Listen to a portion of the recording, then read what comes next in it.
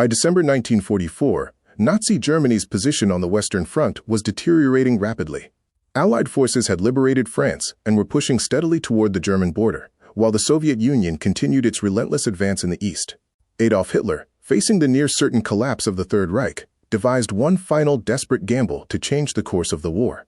His plan called for a massive surprise offensive through the densely forested Ardennes region of Belgium and Luxembourg, the same route Germany had used to stunning effect in 1940.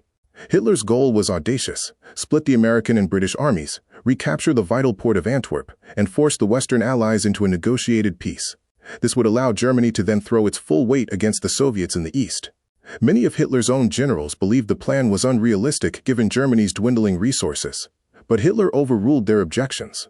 In near-total secrecy, Germany assembled roughly 200,000 troops, hundreds of tanks and artillery units under cover of poor winter weather, which grounded Allied reconnaissance aircraft and hid the buildup from Allied intelligence. On the morning of December 16, 1944, German forces launched their offensive along an 80-mile stretch of the Ardennes front, catching Allied forces almost completely by surprise. Thinly stretched American units, many of them inexperienced or resting after previous fighting, were overwhelmed by the sudden assault of German infantry and armor. The German advance tore through Allied lines, creating a large bulge in the front that gave the battle its name. Confusion spread rapidly among American forces as communication broke down and retreating units struggled to regroup. German commandos, some disguised in American uniforms as part of Operation Grief, spread further chaos behind Allied lines, sabotaging communications and creating widespread paranoia about infiltrators. Despite the initial shock, pockets of American resistance began to slow the German advance. Small units fought fiercely at key crossroads and villages, buying precious time for Allied commanders to reorganize and rush reinforcements to the collapsing front. At the center of the battle stood the small Belgian town of Bastogne, a critical road junction that German forces desperately needed to secure for their advance to succeed. The American 101st Airborne Division, along with attached armored units, was rushed into the town and quickly found itself surrounded by German forces on all sides.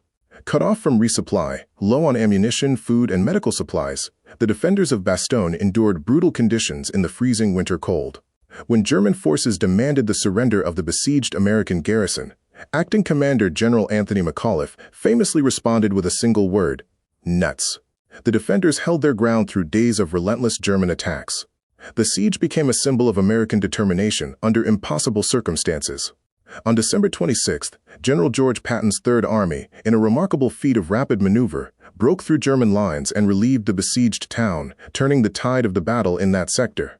For the first several days of the offensive, thick winter cloud cover had grounded Allied air power, denying American and British forces one of their greatest advantages. This changed on December 23rd, when the skies finally cleared.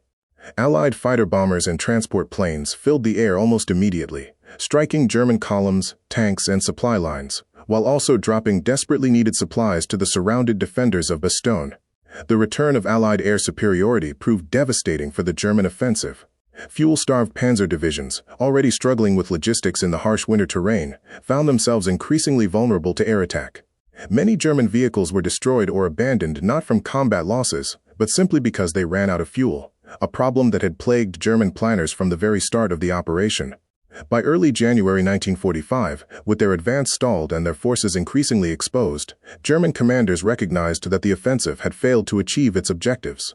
Allied forces, having absorbed the initial shock and rushed reinforcements to the region, began a coordinated counter-offensive to eliminate the bulge in their lines and push German forces back to their original starting positions. Fighting throughout January was brutal, fought in freezing temperatures, deep snow, and difficult terrain that took a heavy toll on soldiers from both sides. Frostbite and exposure caused as many casualties as combat itself.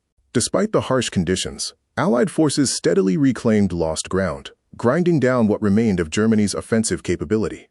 By the end of January 1945, the battle was effectively over. German forces had been pushed back to their original starting lines, having gained nothing of lasting strategic value from the offensive.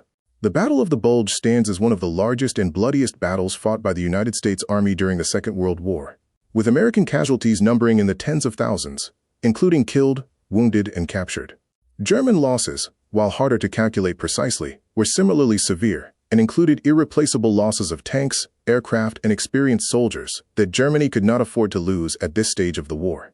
More than the physical losses, The battle destroyed Germany's last significant reserves of manpower and armor in the West.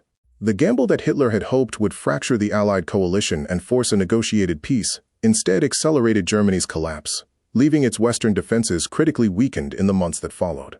With the failure of the Ardennes offensive, Allied forces resumed their advance toward the German border with renewed momentum. Combined with the Soviet Union's continued push from the east, Germany now faced overwhelming pressure on both fronts simultaneously. The Battle of the Bulge would prove to be Nazi Germany's final major offensive of the war, and its failure sealed the fate of the Third Reich, paving the way for the final Allied push into Germany itself and the war's end just months later in May 1945.